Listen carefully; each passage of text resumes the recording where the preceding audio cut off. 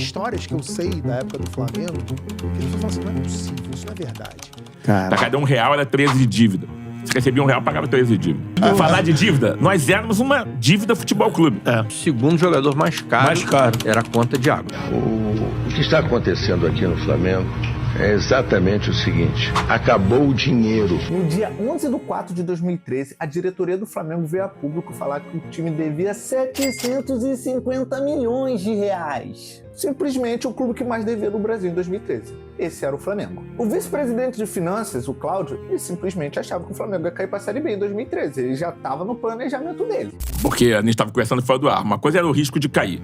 A gente sempre fazia parte, não que a gente queria cair, mas fazia parte do nosso entendimento que isso poderia acontecer. Sim. Fazia parte. Fazia parte.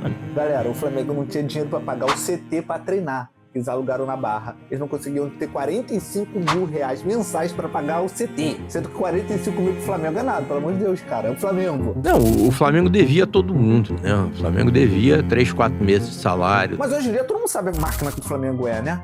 Com fortes contratações no mercado, sendo agressivo na hora das contratações. Pra vocês terem noção, até junho de 2024, o Flamengo é o time que mais gastava em contratações. E desde o ano de 2016, o Flamengo tá lá na briga por título. Seja a Copa do Brasil, Carioca, Brasileiro, Libertadores. Mas como o Flamengo saiu do buraco de ter dívidas e dívidas, não ter lugar pra treinar e hoje se tornar esse império, essa máquina de levantar taças?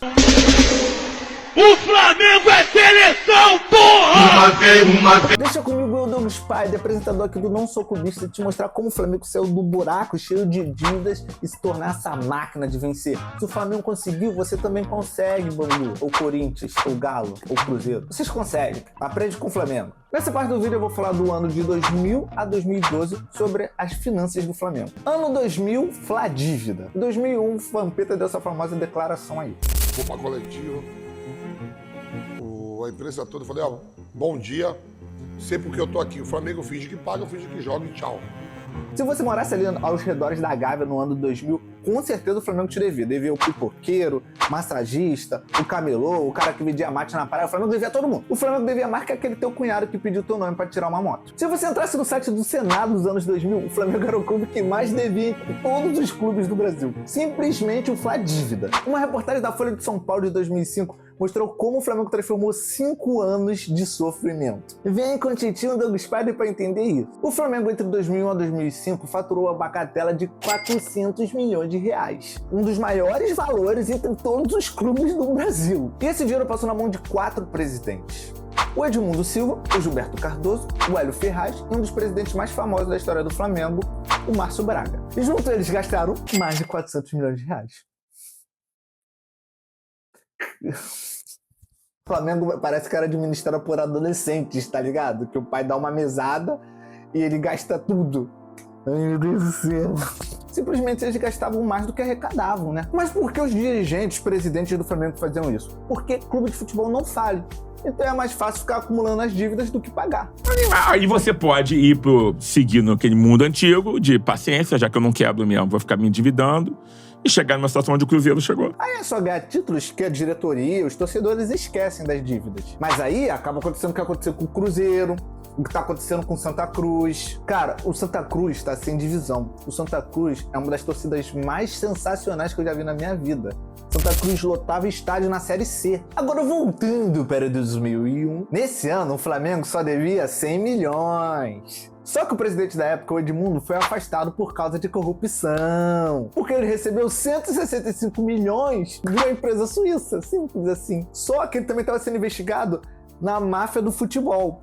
Então, o mesmo presidente estava sendo investigado em 2 casos, se eu não estiver enganado. Mas que eu sei que ele estava sendo investigado, ele estava sendo investigado, Edmundo. Eu sei que estava sendo investigado. Tu tinha nome sujo, Edmundo. Pô, fala pra gente.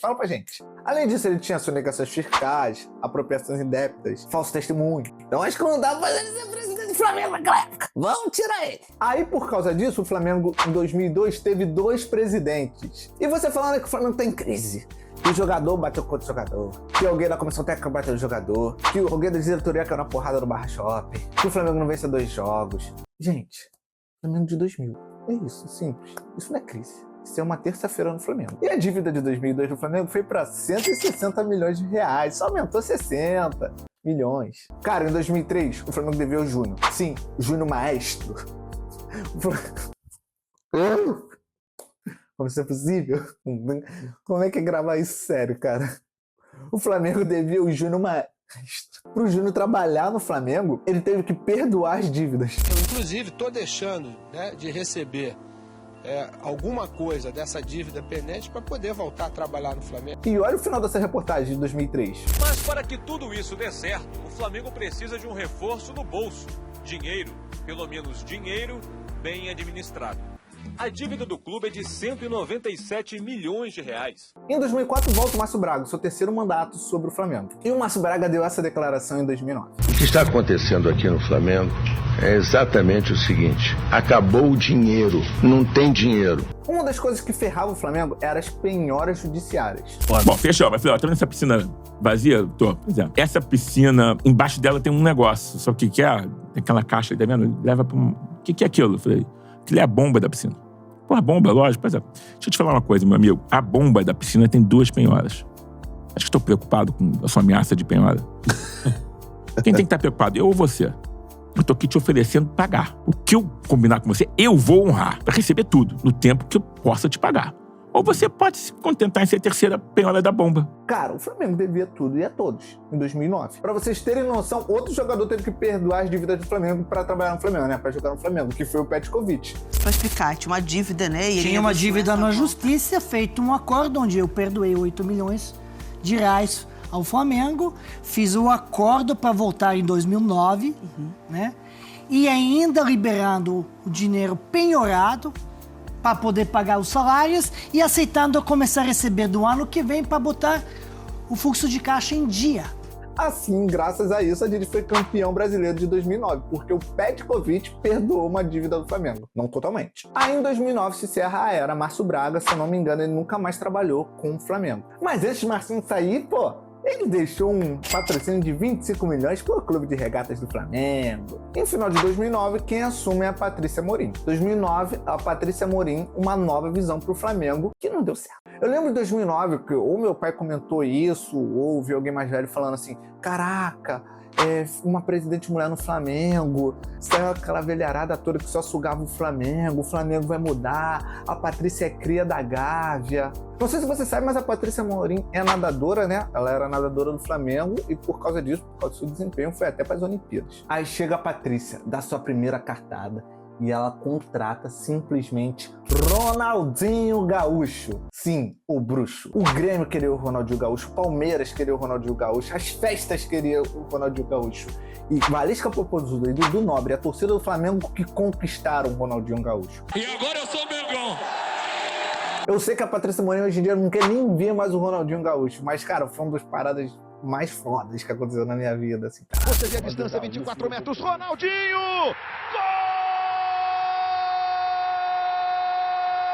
Achava fantástico o Ronaldinho Gaúcho estar no meu time. Pra vocês terem noção, espera aí. Voltando aqui, pra vocês terem noção, essa camisa aqui, ó, do Ronaldinho Gaúcho, não sei se dá pra ver aí na tela. Quem me deu foi uma das filhas do Vanderlei Luxemburgo, né? E na tela aquele jogo emblemático do FIFA 4. Ronaldinho bateu! Gol! Putz, a gente pensava que tudo ia dar certo. Não deu, mais uma vez. O Ronaldinho Gaúcho era o jogador mais bem pago do futebol brasileiro. Em 2011, ele recebia 1 milhão. Tipo assim, isso era astronômico. Mas como era o acordo? Patrocinadores iam pagar uma parte e o Flamengo ia pagar outra. Os patrocinadores não pagaram, o Flamengo teve que pagar outras partes. Teve uma hora que o Flamengo não conseguiu pagar e deu o que deu, né? O Ronaldinho Gaúcho saiu do Flamengo cobrando 40 milhões. A culpa aí nem foi meio que da Patrícia, né? Foi dos patrocinadores que falaram que ia pagar e não pagou, né? Pra vocês terem noção, em 2012, olha essa seleção que o Flamengo devia. Ronaldinho Gaúcho, Petkovic, Gamarra, só jogou 30 jogos pelo Flamengo e fez 1 gol. E Romário, a gente devia o Romário. Romário jogou de 95 a 99 e a gente ainda devia o Romário em 2012. Tem noção disso? E é só acumulando juros em cima de juros. E meu irmão, meu consagrado, meu chefe de estado, olha como era o CT do Flamengo em 2011. Era uma roça, né? Ali em Vargem Grande. Sendo que a gente já tinha esse CT desde 1984 por ter vendido o Zico. A gente tinha esse CT há muito tempo, a gente não fazia nada com ele. Aí em 2012, né, a diretoria da Patrícia teve a ideia, né, de fazer os tijolinhos para angariar fundos para finalmente o Flamengo ter um CT decente. Outros presidentes tentaram fazer isso, principalmente o Márcio Braga, mas não conseguiram. Isso foi tudo iniciativa da Patrícia. Beleza, falamos de todas essas dívidas, mas quais eram as dívidas do Flamengo em si? Eram contas mais contratações, empréstimos, credores diversos, impostos, obrigações trabalhistas e adiantamentos. O Flamengo tinha mais de 600 ações trabalhistas. Temos mais de 600 ações trabalhistas, nós éramos réus. E aquela fila de credores só ia aumentando, porque o Flamengo não pagava as verbas rescisórias mesmo, ia deixando aquela fila aumentar. Agora, meus consagrados, nessa parte do vídeo a gente vai ver como o Flamengo se tornou essa máquina que é hoje em dia. Então eu tô esperando esse seu like, sua inscrição no canal, para você ativar o sininho, comentar qual outro clube que você quer que eu faça e seguir a gente nas redes sociais, cara. Tá tudo aqui na descrição ou se não no primeiro comentário fixado. Valeu? Agora, ó, se liga só no que aconteceu para o Flamengo se tornar essa marca. 2013, bandeira de Melo. No final de 2012, teve novas eleições do Flamengo e a lendária Chapa Azul, que todo mundo comenta até hoje em dia, lá nas questões políticas do Flamengo, venceu. Lembrando que a Patrícia só teve um mandato. Então era mais fácil ela conseguir o segundo mandato, mas essa Chapa Azul do Bandeira de Melo conseguiu vencer. E olha toda essa galera aí que fez parte da Chapa Azul, né? Da questão dos dirigentes, dos advogados, que venceu a chapa da Patrícia Morim. Aí que eu volto pro início do vídeo falando que a diretoria do Flamengo falou que devia 750 milhões. O que essa diretoria do Bandeira de Melo de 2013 fez? Uma das primeiras ações dessa nova diretoria do Flamengo, do Bandeira de Melo, é descobrir quem o Flamengo devia. Tipo assim, caraca, o Flamengo deve tanta gente assim, quem são essas pessoas? Quem são essas empresas? Vamos reunir, vamos pegar essa papelada e ver o quanto o Flamengo deve de verdade. Então eles chegaram no número aproximado, que era 750 milhões. Mas tem gente que fala que era até 880 milhões. Olha ali, entre 900 a 700 milhões. Para ter noção, o Galo deve 1,5 bilhão.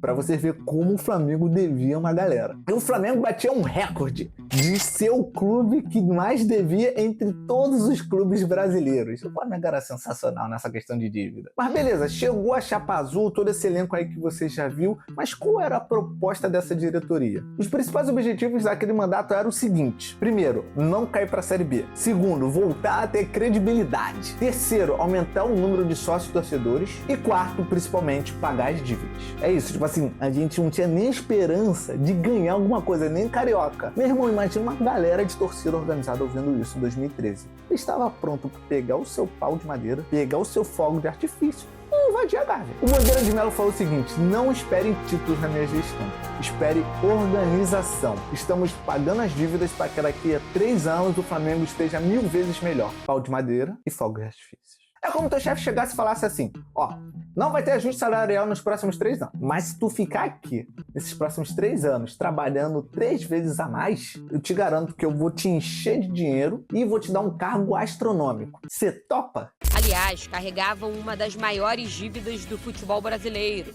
Faltava credibilidade. Fundamental foi recuperar a credibilidade do clube, recuperar a dignidade do clube e dar exemplo para os 40 milhões de torcedores. Pô, ser Flamengo antes de 2019 era difícil, galera. Era difícil. Mas por causa de o Flamengo ter tanta dívida, ele não conseguia novos patrocinadores, ele não conseguia contratar novos jogadores, tá ligado?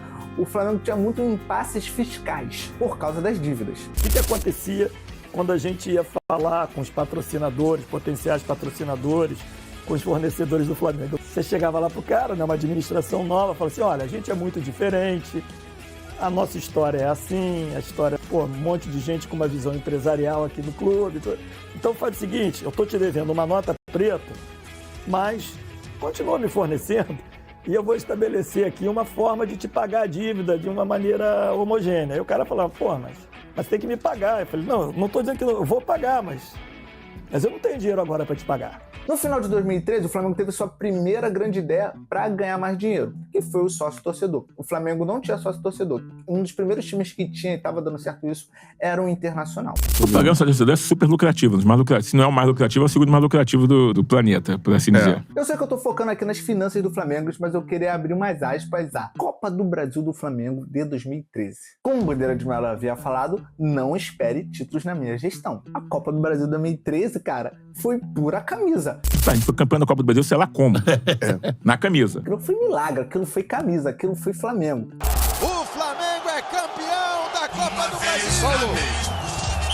1, 2, 3 vezes Flamengo, campeão da Copa do Brasil. Acho que vocês têm que valorizar muito a Copa do Brasil de 2013. Se não fosse ela, putz, acho que seria muito difícil a gestão do Bandeira de Melo no Flamengo, dessa diretoria aí. 2014 e 2015, gerenciamento de crise. Porque o Flamengo está com a diretoria que está sendo arrumado o Flamengo. Se arrumar o Flamengo, acabou o futebol brasileiro. Também acho isso. Flamengo, então nós temos que Flamengo e Corinthians, hein? Os dois. Exatamente. Flamengo nós temos que rezar pro Flamengo e Corinthians continuar fazer um 4 por ano. Nessa época, o Flamengo começou a traçar estratégias para ter mais ganhos financeiros. Dessa forma, para pagar as dívidas. O Bandeira de Melo começou a ir para Brasília para começar a negociar as dívidas, para assim, pelo menos, alongar os pagamentos delas. Em 2 anos de gestão, o Bandeira de Melo já diminuiu 90 milhões. E você aí demorando 1 ano para devolver aqueles 50 reais que tu pediu pro teu amigo emprestado. Uma das estratégias do Flamengo para faturar era investir em marketing comercial. Então, a comunicação do Flamengo ela se preocupava em falar com o cara da rádio Tupi, mas não tinha perfil no Twitter, não tinha perfil no Facebook, não tinha perfil no Instagram. O canal de TV do YouTube era uma draga, uma merda. E aí a primeira coisa que eu fiz foi reorganizar a equipe de comunicação, né, deixando as pessoas que queriam trabalhar nas áreas mais convenientes pra elas, porque nem isso tinha. O cara que, tipo, amava basquete tava cobrindo futebol. O cara que era louco pelo Remo tava fazendo Desorganização total, né? Então é só organizar aquilo e investir nas redes sociais. E deu super certo. Tanto que a gente vê que a Flá TV do Flamengo já era bombada no YouTube desde nessa época. Além de ter contratado o Kibi Louco, né? Aí lá pra 2015 começou a sobrar um pouquinho de dinheiro e o Flamengo contrata, o Guerreiro. O Guerreiro tinha sido campeão mundial com o Corinthians em 2012. Eu já achei coisa pra caraca. Eu não acreditei quando o Guerreiro veio. Era um jogador caro. E como eu havia falado, em 2015, o Bandeira de Melo foi reeleito. 2016, a crescente positiva do Flamengo. Em 2016, finalmente o Flamengo começa a crescer. O Flamengo ainda tinha dívidas em 2016, mas nada exagerado como nos últimos 16 anos. E começou a sobrar dinheiro de verdade para o Flamengo investir no elenco. E foi nessas que o Flamengo contratou o Diego Ribas. E o Flamengo começou a vender jogadores, né, da base. Porque uma das ações dessa diretoria era investir na base do Flamengo. Tanto que em 2016 o Flamengo foi campeão da Copinha. E depois de brincar com a torcida, foram todos pro pódio, erguer a taça de campeões da Copinha. É o 4º título do Flamengo na competição. Uma vez Flamengo.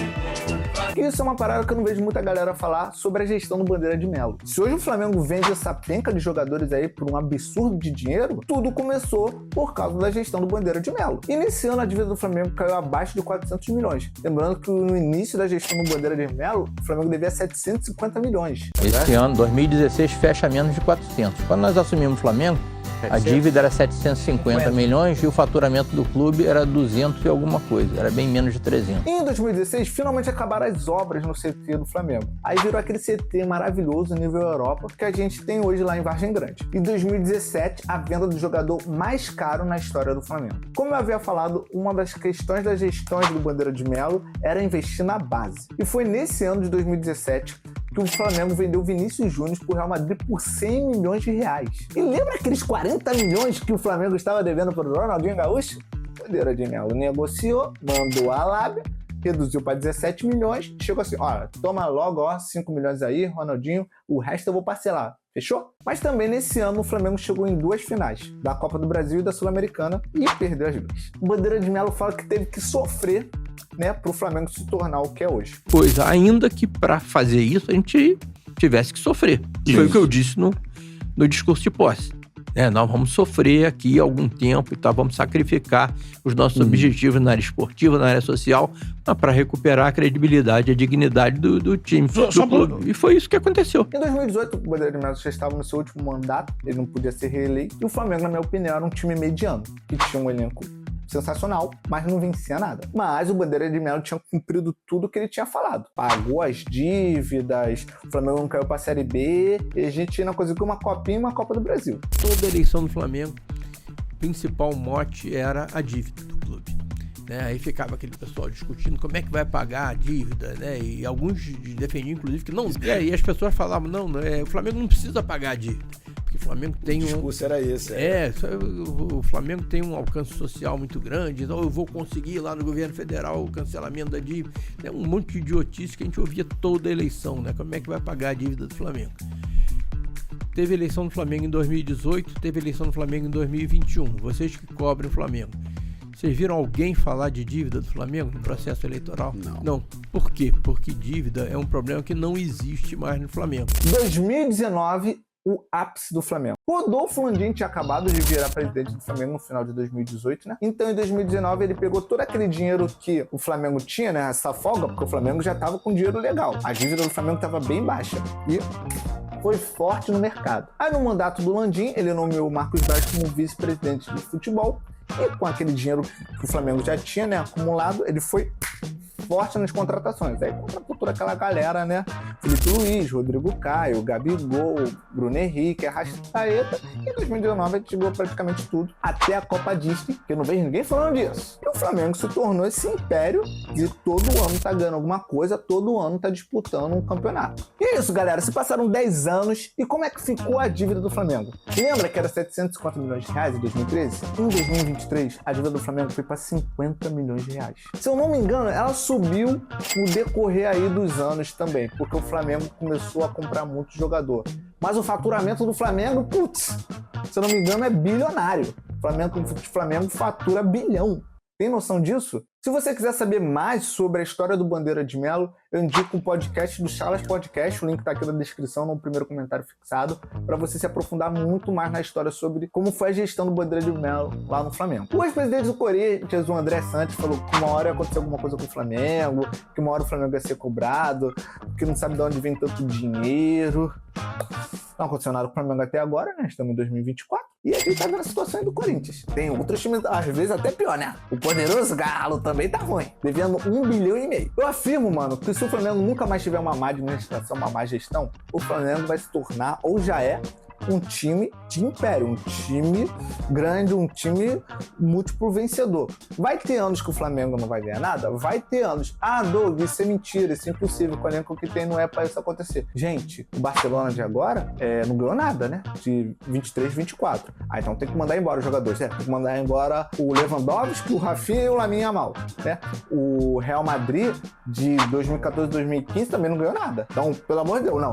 Gente, o Real Madrid não ganhou nada, né? Manda o Cristiano Ronaldo embora do Real Madrid em 2015. Não tem como. Eu sei que vai ter anos, assim como em 2023, que o Flamengo não ganhou nada. Chegou em finais, mas não ganhou nada. Mas a tendência é que o Flamengo sempre vai ganhar alguma coisa no decorrer dos anos. Assim como o Palmeiras, por ter uma boa gestão. E galera, de novo, eu peço seu like, peço seu comentário, peço para se inscrever aqui no canal, peço você seguir a gente nas redes sociais, que tem vídeos curtos falando sobre curiosidades sobre futebol. E também indico 2 podcasts novos do Charlas Podcast. Um do Cláudio e outro do Bandeira de Melo, falando na época dessa gestão. Gente, eu sou o Doug Spider, apresentador aqui do Não Sou Clubista. E se você também não é clubista, segue aqui a página, se inscreve no canal, clica na descrição que deve ter algumas surpresas aqui, ó. Fica até o final, tem uma surpresa aqui na descrição, dá umas clicadas no link aqui. É isso, forte abraço, valeu, tamo junto!